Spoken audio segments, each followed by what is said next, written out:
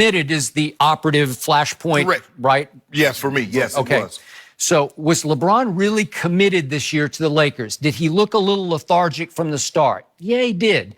Did he look fully invested in this Laker team? Not really. He had his moments, but it wasn't full-on crazy. Like, we watched Zion last night. Was he committed? Yeah, like, okay, I know, I got it. But what I'm saying is, there were times in the distant past when I saw LeBron go Zion on people, when he scored 48 against Detroit in that playoff game, right? Okay. Yes. Yeah. To get to the finals against my Spurs and then got swept by the Spurs. But that's a whole other issue. But that LeBron was out of his mind. You know, he was just... Yeah, he was 22. Okay, I got it. But that's the point. They are paying him $35 million. So is he cheating them?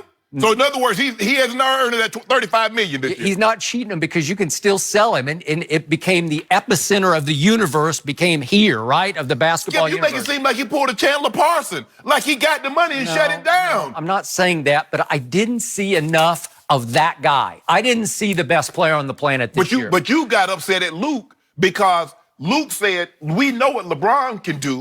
We're trying to see what these other guys can do when LeBron was deferring. So he wasn't taking over because we knew what he can do, because there were going to be times that we're going to need these other guys. LeBron got hurt. That would have been their perfect chance to show, okay, we can do it. And by the way, if you do trade LeBron, he has no trade clause in this 3-year deal, but he's got a trade kicker of 15%. So if you did trade for LeBron, he's making $35.6 million right now. It's 15% more. That's up to almost 42. 42. Think about that. 35, so that's another 35, so that's 3.5 million. It's almost 42. Yeah, plus. Yeah, you're right. So is LeBron James going into year 17? Let's do the hypothetical. Hypothetical. Would he be worth to you $42 million? Yeah. Well, maybe in marketing value, maybe in marquee value, but not in performance value. Not $42 million? Skip. There's still a soft cap. Okay, let me ask you this.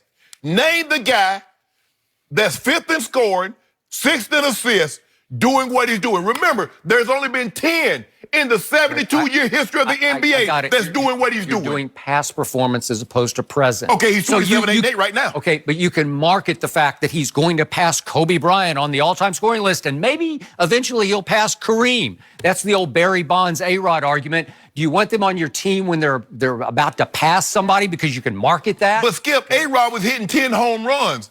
If he was hitting 50 home runs... I got it. But here's the deeper takeaway. To me, it's coming close to the point that the package deal of LeBron and Rich Paul are starting to be more trouble than they are worth. And there's a deeper takeaway that Jeannie Buss was so outraged just before the trade deadline, mostly at Rich Paul, for leaking word of this potential blockbuster trade half the team for Anthony Davis, that she was ready to trade LeBron, to trade out from under LeBron and Clutch Sports, and especially Rich Paul. And I got to say, Rich Paul's on a power trip now. And in some ways, I think he's starting to hurt LeBron because he's running amok occasionally. Now, Rick Bucher reports that he did call Jeannie and they sorted it out, hashed it out. Then Jeannie went up to the MIT conference and blamed the media for all the leaks, when in fact, the leaks had to start from somewhere. You thought maybe they were coming from New Orleans. They came from, Chris said they came from both sides. Okay, both sides. So was Rich Paul involved in that? Maybe so. So to me, it's very interesting. Jeannie Buss has a lot of her dad in her. And remember what her dad finally did with Shaq? Yeah, he traded. He just finally said, okay, Shaq, Kobe, Shaq, Kobe. I'm going to go with Kobe and I'm going to trade Shaq. Remember, he traded him in Miami. Let me ask you a question. Okay, so he will pull, like she will pull the trigger if she gets to that point. But was Shaq playing like LeBron was? No, well, I don't know. He was coming out of a period when he was playing better than LeBron, because that was the greatest offensive force I ever saw. You say coming out of a period. Yeah, but I mean, that was his sort of 3-year window. Did Shaq take care of himself like LeBron does? No. But hold on, Skip. Truth be told, we've given Jeannie Buss a pass because we like her. She'll talk to the media. You cleared up all this cap space to be able to get a LeBron, a KD, a Clay, a Kawhi. What have you gotten? Okay, so we need You didn't get him. He came to you. Okay, we need to give this one more cycle and see what happens. Yeah, let's see what happens. Okay? So I want to get to one quote that was deep in this story, and it's a little long, but I'm going to read it because it's the guts of this story, if you will allow this. Go ahead. And if we could show this quote. This is Rick Bucher writing. He says, the Western Conference GM that he's talking about speculates that more owners than executives see value in James at this point, largely because the latter, meaning the executives, have seen how their colleagues' jobs have entailed catering to James and dealing with Rich Paul, who is not popular with more than a few of the front offices. Do you remember that? Yeah. Okay, so he's alienated a bunch of people in this league.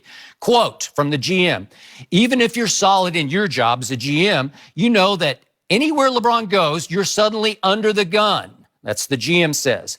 Your only choice is to give him the keys and let him run it. And even if you didn't want that, your owner might, because he doesn't have to deal with what comes with it. So what comes with it is that package that finally alienated Pat Riley. Did he live to regret it? Yes, he did. But again, you got to give LeBron the keys because you have to give the group that he brings. It's Clutch, it's Maverick, and these are sharp young men. Right. We know that. But listen, Rich Paul will swing his weight, man. Exactly. Yep. You have to, but here's the thing. You know what also comes along with LeBron is pressure and expectations. The only reason we talk about the Lakers for as long as we have is because they have him. The only reason there were playoff expectations was because of LeBron James. So when you get LeBron James, you better believe their fans expect championships. Okay. That's what comes along with him. All right. But Rich Paul comes along with it. Okay. Right? So you're going to have to deal with that. And at what point does it become more aggravation than it's worth? Skip, you could be. Do you think that Rich, along with LeBron, tried to sort of take over the franchise and say, we are going to go get Anthony Davis? Skip, I don't really. All I can base what I talk about on is what I see. Now, if I get stuff from behind the scenes, I can go with that. I don't know how Rich Paul deals with organization to organization. But what I do know, having watched LeBron, I know what comes along with him, and those are expectations. It came with Larry, it came with Michael, it came with Magic. Okay. Now, it comes with him. Now, if you trade for him, I don't care if you're the Brooklyn Nets, I don't care who you are, Atlanta Hawks. If you get that guy, those fans, because of what he did, what he's done in his past, the 8 straight finals, the 14 straight years of being in the playoffs, Skip, that's what they expect. Okay. And the executives are right. When you have to deal with that expectation, because he's not. But they're not just talking about expectation. The LeBron packages, he's going to kind of run the franchise, right? And I don't have any problem with that, but you better be ready to accept that. And then he better be ready to live up to that. And what did Michael Jordan have a problem with? He's like, y'all gonna pay me these peanuts. Y'all gonna go get me some help. I'm not gonna just let y'all sit these sandbags side me and think I'm gonna go out here and play with. LeBron James said, you got me. If you think I'm gonna take less money and then come here and then y'all hoard all the money, you must be what's ironic about what you just said is Michael never really had the best view of what help he actually needed, which is why he hasn't been a very good general manager in Charlotte, right? Right. And LeBron, if it's true that he pushed Magic, go get me playmakers instead of three-point snipers, then maybe he didn't really see what he needed. But yeah, exactly. Maybe he had a false sense of what it would actually take in the Western Conference. Okay. Because maybe, Skip, he's in the Eastern Conference, and the shooters work well for him. But then now all of a sudden he goes to the Western Conference, and maybe his ideas of what he actually needs, maybe that changed. Maybe. But how many guys in year 16? Yeah, Skip, okay, let's just say for the sake of argument, he only plays another 4, he makes it to year 20. There not been very many guys that's put up this kind of season in year 16. Hell, for the argument, there haven't been very many guys that had that season, period. Year 1, year 5, year 10, let alone year 16. I know one guy at age 34, which is LeBron's age right now, had a much better season. He didn't average 27, 8, and 8.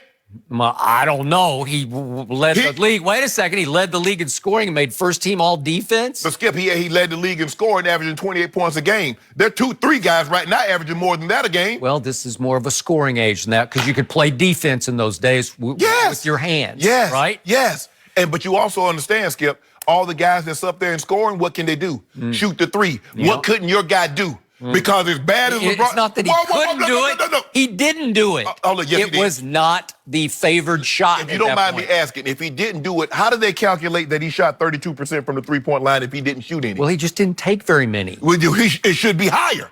Because normal rule of thumb, guys that take fewer normally have higher shooting percentage.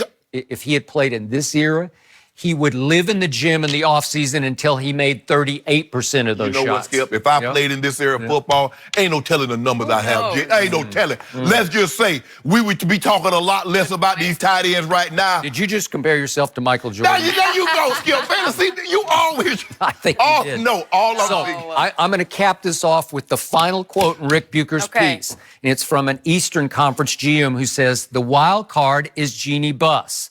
She could ask LeBron, if you're not with all this, tell us where you want us to send you and we'll make it happen. And I do believe that Jeannie would pull that trigger if pushed, if forced. If she thought LeBron wasn't invested or it just wasn't going the right direction, she would go to him and say, do you want to go somewhere else? Because I don't think LeBron wants to go anywhere else. I think he wanted Hollywood. He wants his family here. He wants Brentwood. He's happy here. I just don't know how happy he is playing basketball. Skip, you know the man is very happy here. Yeah. He wanted to be here. He chose them. He did. They didn't choose them. I don't know if he's so happy about the Lakers. No. He's not happy about that. But like he said, it won't happen again. Okay, well, you know what? But I want you to read that quote, Skip. The one that he said, LeBron is not good enough anymore with them four cadavers. I want you to read that one. You just said it. No, I want you to read it. Well, you just said it. I don't need to read it. You just said it. It don't sound the same coming from me as it would you. Say it, Skip. LeBron and four cadavers. I'll say this. Kyrie and Kevin Love were alive. What about they were alive? What about the ones when they missed the finals? Were they alive then? All you remember they missed the finals, Skip? Oh, my bad. That's one guy ancient history. that came, that is old news, that came to play